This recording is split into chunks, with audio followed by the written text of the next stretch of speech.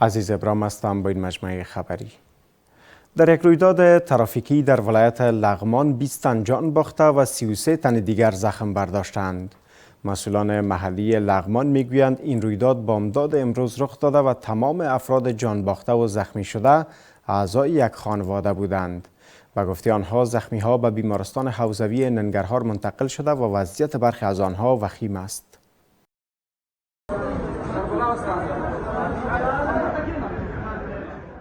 رویداد مرگبار ترافیکی در ولایت لغمان. در پی واژگون شدن یک واسطه در ولایت لغمان 20 تن جان باخته و 33 تن دیگر زخم برداشتند. مسئولین محلی میگویند این رویداد بامداد امروز رخ داده و در میان قربانیان زنان و کودکان نیز شاملند. 10 تنه ماشومان او همدارنګه 3 تنه نارینه او 15 تنه زنانه شامل دي او زخمیان د لغمان ولایت د ترافیکو مسؤلینو همدارنګه د مهاجرینو د کمیټې له لوري د ننګرهار بېلابېلو روغتونونو ته لیږل شوي او همدارنګه شهیدان هم د لغمان ولایت د رهبرۍ له لوري د دوی د هدایت په اساس باندې د مهاجرینو د کمیټې د مسؤلینو له لوري اړوندو ساحو ته د انتقال هغه پروسه روانه ده. با گفته مسئولین زخمی های این رویداد به بیمارستان حوزوی ننگرهار منتقل شده و وضعیت برخی آنان وخیم گزارش شده است. نو ډاکټر صاحبان په خپل وخت باندې وترغله د دې لپاره تاسو ولدل چې د مکمل ټول تطبیقات دوی چاته سي ټي سکین ضرورت او چاته ابریشن ضرورت او ټول مریضان ته هغه تداوی وشوله او سفر ډاکټر صاحبان لګي دي خدمت کې لګي دي ان شاء الله کوم امکانات چې په لاس باندې وي هغه دوی په مخ کې دي لګي ان شاء الله د ټول مریضانو سفر تداوی شي. برخی از نزدیکان قربانیان این رویداد میگویند که آنها در حال رفتن به سمت کابل بودند که این رویداد رخ داد. منګه کابل ته تللو او کابل ته کم د کار هلکان چې وو ټول مړه شو غریبۍ دپاره تللو هلته د رومیانو کار او د لو کار او د بل ټماټرو کار دا خپله غریبي م کوله او کابل ته تللو. دا ناوخته ماښام دیجې نم کډه بار کړه او موټر لار کې یو ځای کې روان شو بیا چې لاړو نواباد ته وځي نواباد نه دی خوا هلته هم دمه وکړه روان شوی یم بیا موږ ولې ډېر یو دغه کې کوزېږو پورې سرخکانو پلسه هلته نه ورسېدلي یو دا هرګزه مخکې سیټ کړو زه چې خبرېدم موټر دغه. با این حال ذبیح الله مجاهد سخنگوی امارت اسلامی نیز مراتب تسلیت خود را با خانواده های قربانیان این رویداد مرگبار در بزرگراه کابل جلال آباد اعلام کرده است. وزیر دفاع امارت اسلامی میگوید توافقنامه امضا شده میان افغانستان و روسیه یک توافقنامه نظامی و تکنیکی است. محمد یعقوب مجاهد پس از بازگشت از نشست بین المللی امنیتی از روسیه در فرودگاه کابل میگوید این توافقنامه به نفع افغانستان است و باعث ترمیم دوباره وسایط نظامی می شود. آقای مجاهد همچنین از تلاش‌ها برای تقویت سیستم دفاعی کشور نیز خبر می دهد.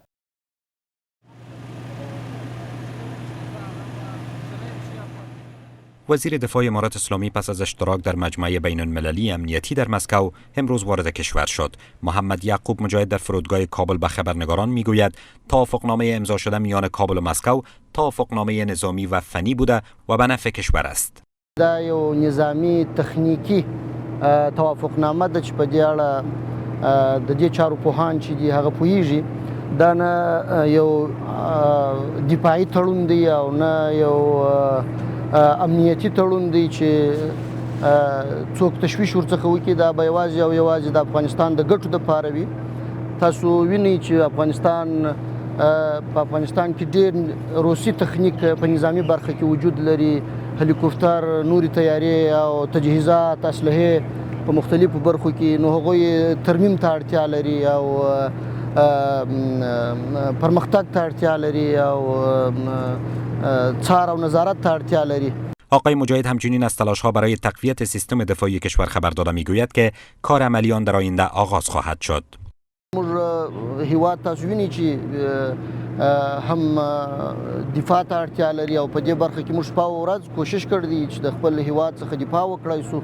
نو دا به وروسته بیا په دې باندې بحثونه کیږي چې موږ کم دفاعي تړون کم دفاعي سیستم باید ولرو، څنګه یې ولرو، په د د کومو هیوادونو څخه راوارد کو او ویل لرو نو شاید په دې اړه نورو بحثونو ته اړتیا ولیدل شي. عملی چارې به بس امضا وروسته د نږدې ورځو کې ان شاء الله پیل کیږي او تر دې وروسته په دې باندې بحثونه کیږي چې څنګه دې ته عملی بڼه ورکول.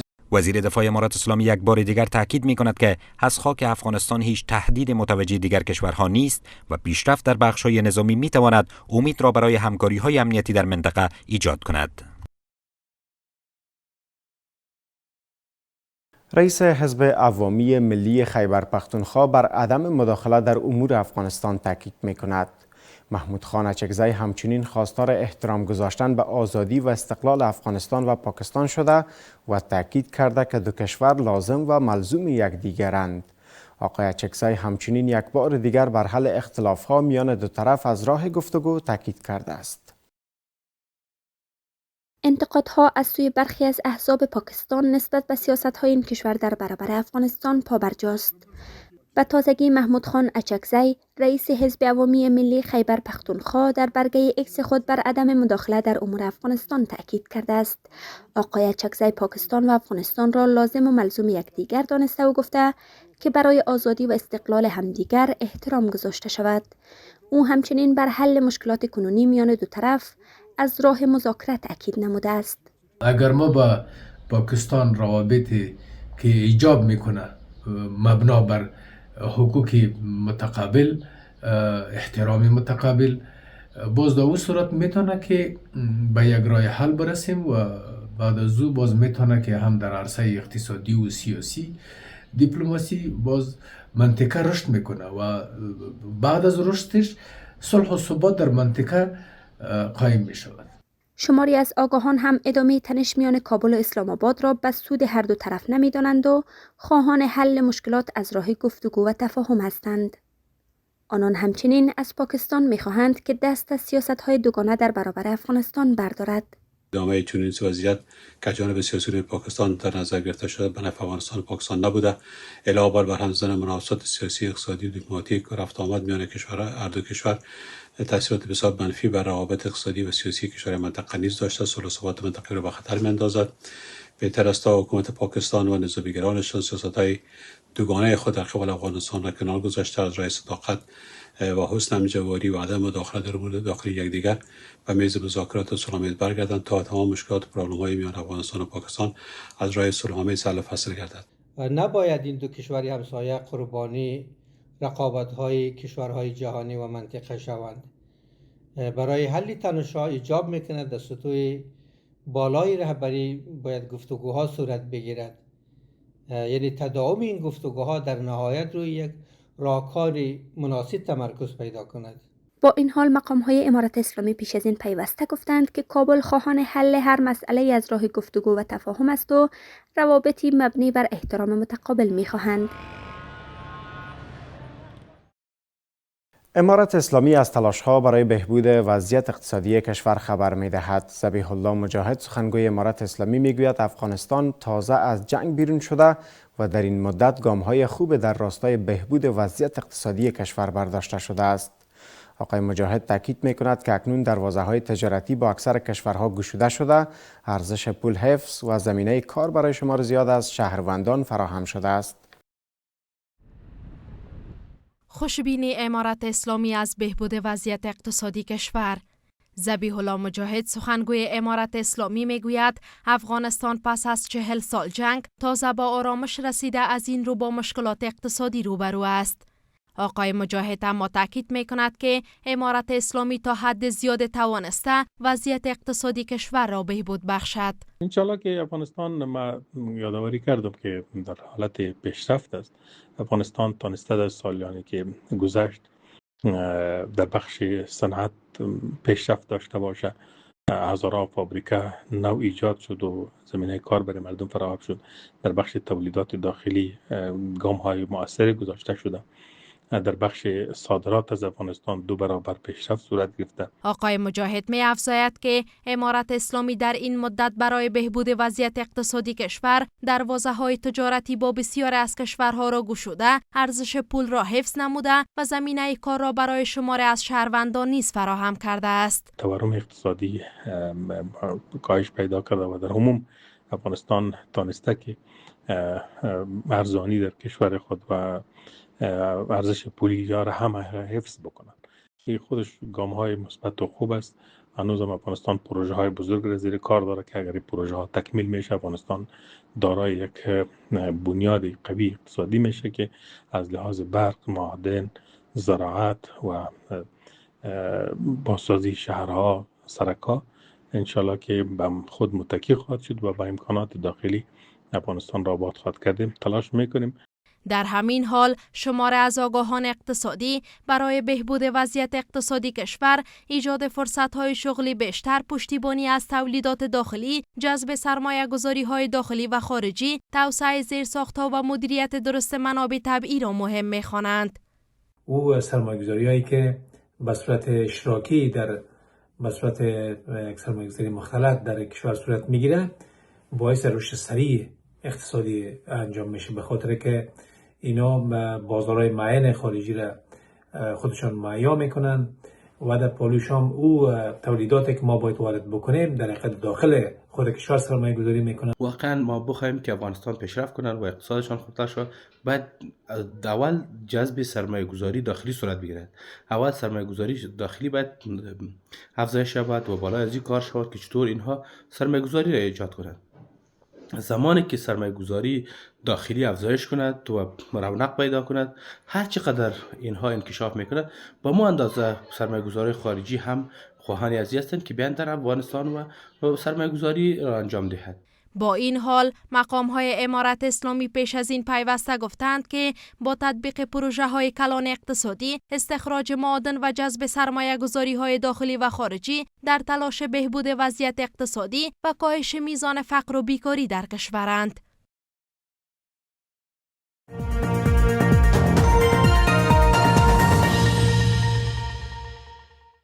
به ادامه خبرها خوش آمدید. کشاورزان در کندهار امسال از افزایش حاصلات گندم ابراز خوشبینی می کنند. به گفته آنها بارندگی‌های دوامدار و در امان ماندن کشتزارها از آفات زمین‌هایشان را پربار ساخته است. مسئولان ریاست زراعت کندهار نیز می افزایند که با توزیع انواع گندم معیاری، کودهای کیمیایی و امکانات کشاورزی زمینه برای افزایش بیشتر محصولات را فراهم ساختند.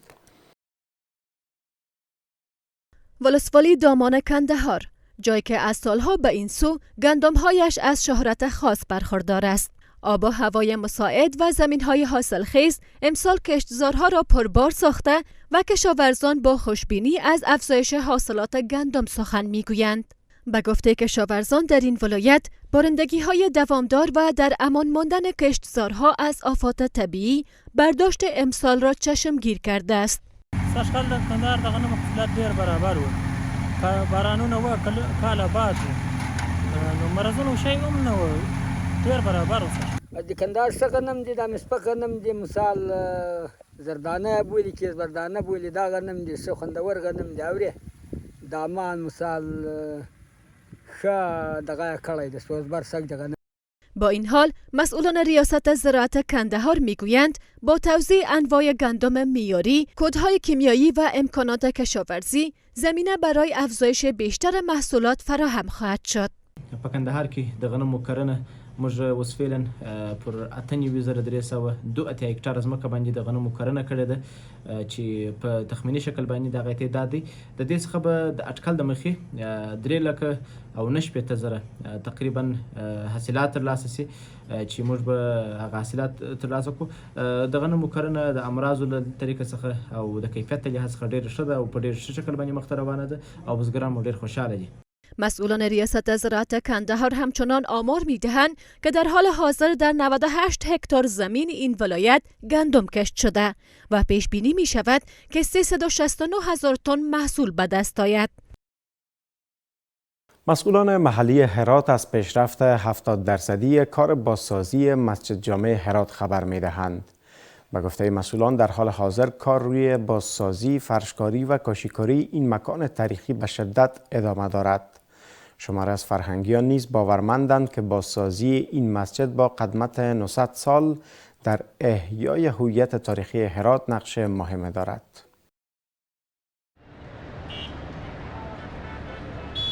مسجد جامع هرات یادگار نزدیک به 9 قرن تاریخ و تمدن اسلامی. بنای باشکوهی که با گذر زمان و رویدادهای طبیعی بارها آسیب دیده، اما هر بار با عشق و تلاش مردم دوباره ایستاده است. اکنون مسئولان محلی میگویند بیش از 70% کارهای بازسازی این مسجد تاریخی تکمیل شده و کار فرشکاری با خشت و کاشیکاری آن نیز به شدت ادامه دارد.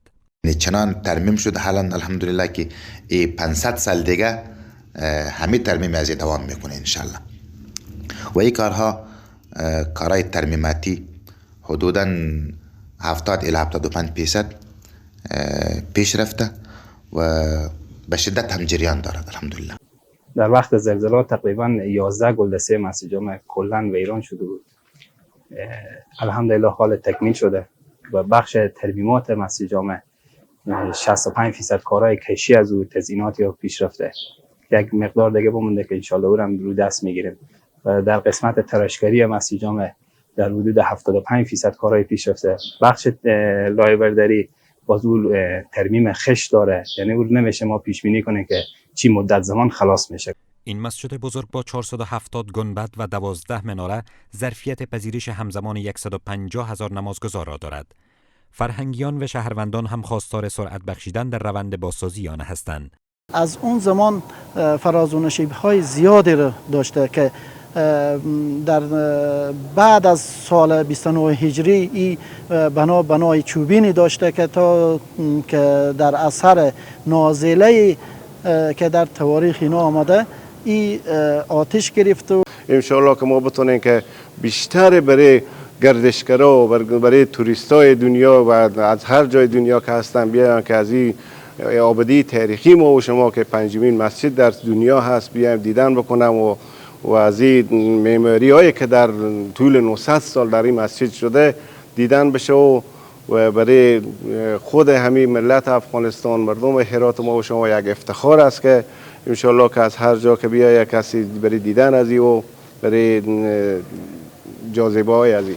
و مسجد جامع شریف که هست تذکره ولایت هرات ما و شما، از هم افغانستان، نه از ما و شما، از همه تذکره ما هویت بعد همه ما چی کار کنیم مسجد جامع، چی بیرونی چی دولتی، هر کس از سماعت کوشش خود در بالای مسجد جامع بزرگ شهر هرات استفاده کنه. بر اساس روایت‌های تاریخی سنگ بنای مسجد جامع هرات نخستین بار حدود 900 سال قبل از سوی سلطان غیاث‌الدین غوری گذاشته شد و در دوره تیموریان شکوه تازه یافت. اکنون افزون بر مسجد مدرسه تاریخی آن نیز بیش از 60% بازسازی شده و قرار است بار دیگر به عنوان مرکز آموزشی دینی و فرهنگی فعال شود.